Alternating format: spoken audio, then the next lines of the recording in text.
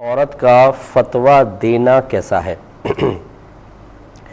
دیکھیں، مسئلہ یہ ہے کہ فتویٰ دینا بمعنی اگر یوں ہو کہ باقاعدہ لکھ کر دینا یا جیسے عام آپائیں باجیائیں ہوتی ہیں یہ قرآن و حدیث کی روشنی میں از خود مسائل نکال کے بتائیں تو یہ بالکل غلط ہوتا ہے، اور مطلب عورت لکھ کر نہ ہی دے تو یہ بہتر ہے، اس میں فتنے کا احتمال ہوتا ہے۔ لیکن اگر کوئی خاتون ایسی ہیں کہ جو باقاعدہ انہوں نے وہی درس نظامی کیا ہوا ہے، اسکالر کورسز کیے ہیں جو مرد کرتے ہیں، اور اسی طریقے سے انہوں نے وہ سب پڑھنے کے بعد پھر تخصص فی الفقہ بھی کیا ہو، اس کے بعد باقاعدہ کسی اچھے مستند مفتی صاحب کو وہ فتوے اپنے دکھاتی رہی ہوں، لکھ کر دکھائیں، زبانی انہوں نے امتحانات دی ہوں، اچھی طریقے سے وہ مطمئن ہو کر ان کو پرمیشن دے دیں کہ ہاں اب آپ میں اتنی صلاحیت پیدا ہو گئی ہے کہ آپ عورتوں کے مسائل خاص طور پر،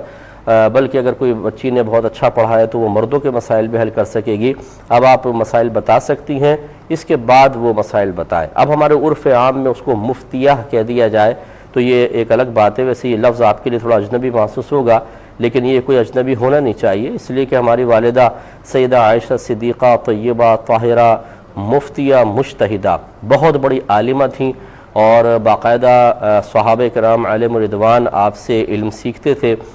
باقاعدہ سے مراد جب کوئی پرابلم پیش آتی تھی تو آپ کی خدمت میں بھی ذکر کیا جاتا تھا، بلکہ آپ مجتہدہ بھی تھیں کہ جب حضرت عمر فاروق رضی اللہ تعالی عنہ کے دور میں فتنے نمایاں ہوئے اور عمر فاروق رضی اللہ تعالی عنہ نے عورتوں کو مسجد میں جماعت سے نماز پڑھنے سے روک دیا،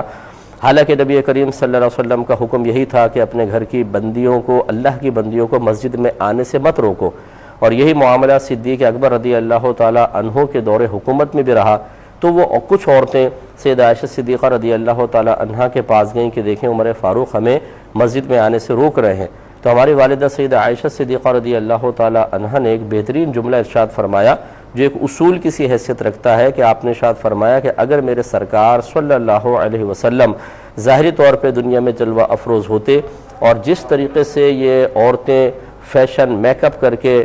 زینت کر کے آج باہر نکل رہی ہیں اپنی آنکھوں سے ملاحظہ فرما لیتے تو آپ بھی یقیناً عورتوں کو مسجد میں آنے سے روک دیتے۔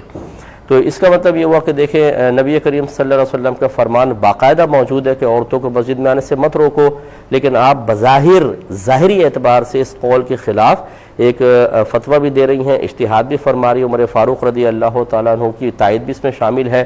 تو علماء نے بیان فرمایا کہ یہ اصل میں قول رسول کی مخالفت نہیں ہے، بلکہ یہ مزاج رسول کی موافقت ہے، اسی لیے آپ نے ارشاد فرمایا کہ اگر سرکار اس دور میں ہوتے تو آپ بھی یہی فیصلہ فرماتے۔ اسی کو بنیاد بنا کر سینکڑوں مسائل ایسے ہیں کہ ہمارے علماء متاخرین نے علماء متقدمین کے اقوال کے خلاف فتویٰ دیا ہے، اور وہ یہ لکھتے رہے ہیں کہ اگر وہ بزرگان دین ہمارے دور میں ہوتے تو یہی فتویٰ دیتے جو آج ہم دے رہے ہیں، اور اسی پر وہ بھی متفق ہوتے ہیں۔ تو خلاصہ سے کلام یہ ہے کہ آج کل جو دور چل رہا ہے وہ ایسا ہے کہ جو بچیوں کے اکثر میں نے دیکھا ہے جو کورسز ہیں جہاں بچیوں کے مدارس ہیں ان پہ انتہائی ناکافی تعلیم ہے، انتہائی ناکافی، کہ اتنا تو ضرور ہے کہ بچی کے کچھ اپنے مسائل حل ہو جاتے ہیں، لیکن اس میں وہ صلاحیت کبھی بھی بیدار نہیں ہوتی کہ وہ دوسروں کو مسئلہ بتا سکے۔ اگر اس کا شوہر عالم دین ہے تو یہ بچی گھر میں رہ کر مکمل طور پہ عربک بک سے فتاوی مسائل اکٹھے کر کے اپنے شوہر کو جو فتوے ملے ہوں ان کے حل کرنے میں مکمل طور پہ معاون ہو جائے، ایسا نہیں ہوتا۔ الحمدللہ رب العالمین،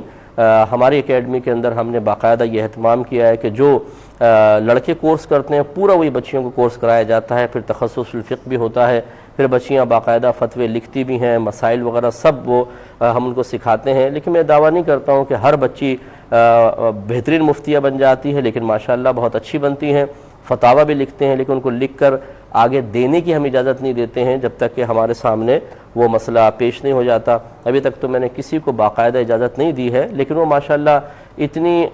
سلجھی ہوئی اور اتنا اچھا علم حاصل کر چکی ہیں کہ ایک تو اپنے اطراف کی خواتین اگر عورتیں ان سے رجوع کریں تو بڑی آسانی سے ان کو مسائل بتا سکتی ہیں۔ اسی طرح اگر اللہ تعالیٰ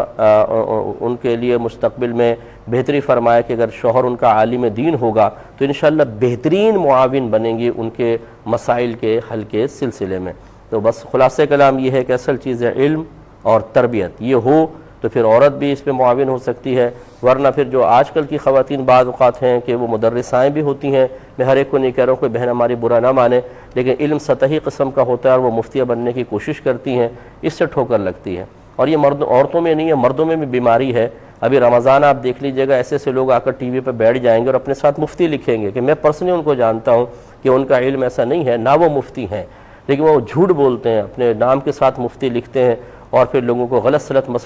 سلط مسئلے بتا رہے ہوتے ہیں۔ چلو ایک ہے کہ نام خالی مفتی اپنے ساتھ یہ لکھ لیا، یہ بھی صحیح نہیں تھا، لیکن پھر مسئلے غلط سلط بتا رہے ہوتے ہیں۔ اللہ تعالیٰ رحم فرمائے۔ ایک کالر ہمارے ساتھ ہیں۔ السلام علیکم۔